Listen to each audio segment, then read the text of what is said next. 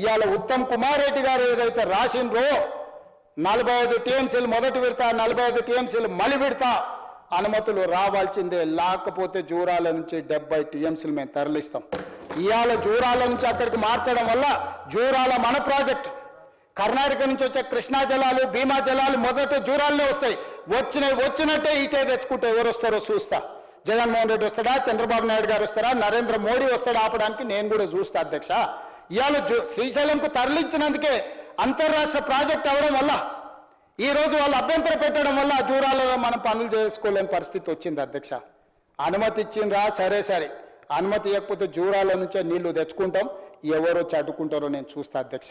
తెలంగాణ పట్ల, తెలంగాణ రైతుల పట్ల మా చిత్తశుద్ధిని ఎవడైనా ప్రశ్నిస్తే ఆయన తోలు తీస్తా అన్నాడు కదా అధ్యక్ష, తోలు తీయడమే కాదు నాలుక కోస్తాం అధ్యక్ష. ఇంకేదైనా మాట్లాడు, ఇంకేదైనా విమర్శించు, మా చిత్తశుద్ధి, మా నిజాయితీ, మా నిబద్ధత పట్ల అడ్డగోలుగా మాట్లాడితే తోలు తీస్తా అన్న వాళ్ళ నాలుక కోస్తా అధ్యక్ష. ఈ పదాలు అన్పార్లమెంటరీ అయితే మీరు రికార్డుల నుంచి తొలగిస్తుండొచ్చు, కానీ ప్రజల మధ్యలో శాశ్వతంగా రిజిస్టర్ చేయడానికి నేను అధికారికంగా ఈ మాట మాట్లాడుతున్నా.